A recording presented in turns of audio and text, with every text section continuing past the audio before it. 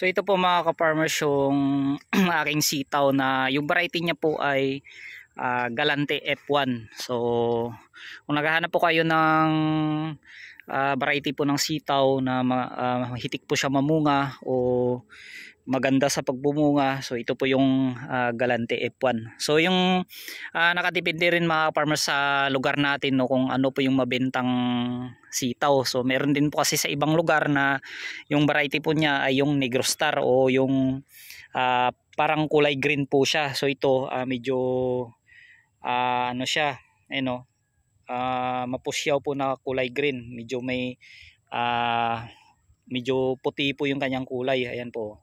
Yan. So ito naman po kasi yung mabenta dito sa amin. Ito po yung hinahanap sa market o ng ibang buyer na ganito po yung variety po ng sitaw. Yan.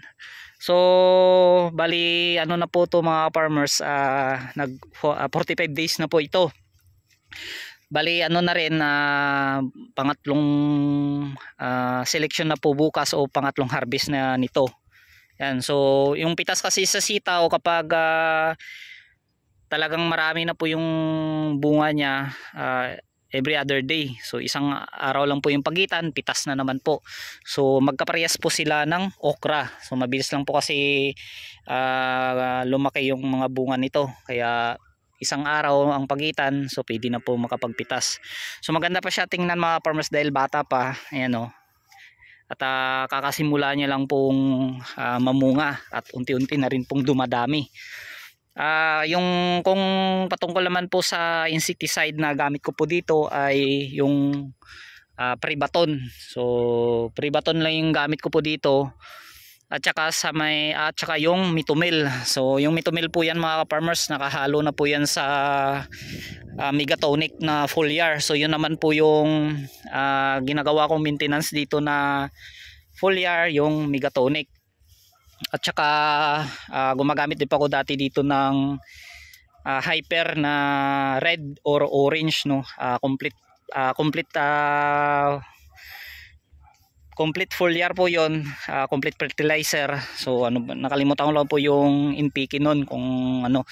So yung Megatonic, maganda din po siya mga farmers kasi may kasama na po siyang insecticide. Yun po yung sinasabi kong Mitomil. So yung Mitomil maganda sa pang-aphids at pang-uod. At ganun din po yung Prebaton. So ganun po yung ginagamit ko dito sa hindi talaga may iwasan yung mga ganito mga farmers sa bunga niya. Yan. May uod po siya sa loob. So yan po yung dapat nating iwasan. Kasi halimbawa yung bunga niya magkadikit. So dyan po titirain ng uod yan. So kaya prevention, laging mag-spray. Halimbawa pagkatapos po natin mag-harvest, spray na po kagad. Ayan, para iwas po insekto dito po sa ating tanim na sitaw, no. So unti-unti na rin pong kumakapal. Ayan. Halos hindi ito kasi sabay mga farmers, bali may pagitan po yung araw niya. Sadya ko po na hindi pagsabayin yung pagtanim kasi mahirapan pa ko sa paglagay ng trellis kasi mag-isa lang ako. Kasi kapag sabay-sabay na pag itinanim to mga farmers, mabilis lang po kasi ito gumapang. Kaya inunti-unti ko lang. So mapapansin nyo doon sa unang plot, marami siyang malalaking bunga, pero dito parang ano lang, kakabunga niya pa lang. Ito naman yung pipino. Ayan, magkatabi lang po sila ng tanim kong pipino na 3 plot. Ayan o. Tsaka dito naman yung niraton ko. Ayan. So hindi po kasi sabay yung pagraton ko dati, kaya meron na matataas na po yung ano niya, yung mga side shot, tapos doon naman maiksi pa lang. Ayan. So ano ko lang yan, titingnan ko lang mo yan mga farmers kung gaganda pa o mamumunga siya. Kapag hindi na, bubunutin ko na lang po yan. So bali pangalawang beses na ito kanina na bunuhan. Yung abunong gamit ko po dyan ay ordinaryo lang, urea at saka triple 14 lang din. So same lang sa iba.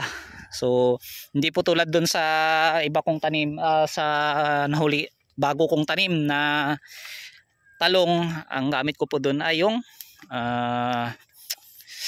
Yara at saka Omega. Ayan. So ayan sa gilid siya mga yan, medyo umulan-ulan. So mayroon din akong tanim dito na kaunting kamatis mga farmers. So ayan, practice pa lang tong tanim kong kamatis. First time po tayo sa kamatis, kaya unti-unti lang muna. At saka meron din pong dalawang plat na bell pepper. Ayan, meron akong tanim dito na bell pepper. Ayan po siya mga farmers. So dalawang plat po yan. So hindi ako nakapag-spray ng damo dito, kaya medyo mataba po yung damo. Ayan po yung aking talong. So itong bakating area mga farmers, paparotor ko to dahil dudugtungan ko pa, tatanim pa ulit ako ng pahabol na kamatis. So dalawang tray lang naman yun, at saka sili na panigang dito. Tapos yung maititira, tataniman ko po ulit ng ampalaya. So itong area mga farmers, sa akin din po ito hanggang doon sa dulo. Yung nandun naman po sa dulo, hindi po masyadong kita pa dito. Yun po yung may tanim ako doon na okra. Ayan. Ito sa akin din po itong area. Ayan o. May mga alaga kong baka. Hanggang doon din po yan mga ka-farmers. Kapag pinagsama po kasi itong area tsaka dito, nasa mahigit 1 hektarya. Ito naman kalahating area. So ibig sabihin 1.5 hektar po itong at bilang tinataniman ko ng gulay. Hindi lang po ito mga farmers, meron pa po dyan sa baba yung tinataniman ko ng palay hanggang doon po sa kabila, at meron din pa po doon. So hiwa-hiwalay po itong area. So ito ang dati ko pong pinarotor na tinubuan ulit po ng damo. Bali may binhi na po ako dyan na kalabasa na Suprema Gold. So paparotor ko pa ito isang beses, at saka tataniman ko po ito ng kalabasa. Yung kalahati niya lang po, 1 lata lang din naman kasi yung binhi ko dyan.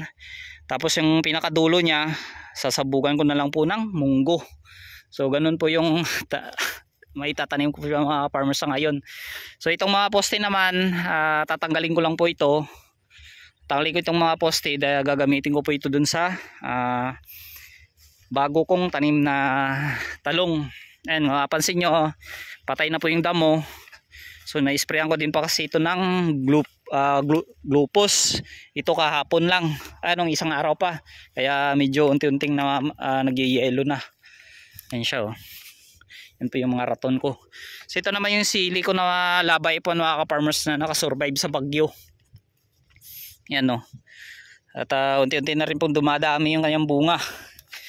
Yan, dami siyang bunga mga farmers oh. Ito po yung nakasurvive sa bagyo. Yung iba nauga yung kanyang puno, nabali, nabunot. Kaya yan na lang po yung natira. So okay na yan, at least may natira pa akong alaga na sili. Tapos ito naman yung huli na tanim kong labuyo. Yan, super hit po yan mga farmers. 1, 2, 3, 3 plat at saka kalahati. Kakatanim ko lang yan, bago pa lang yan siya mga farmers, kaya maliliit pa. So ganun ka yung mga tanim ko dito mga farmers.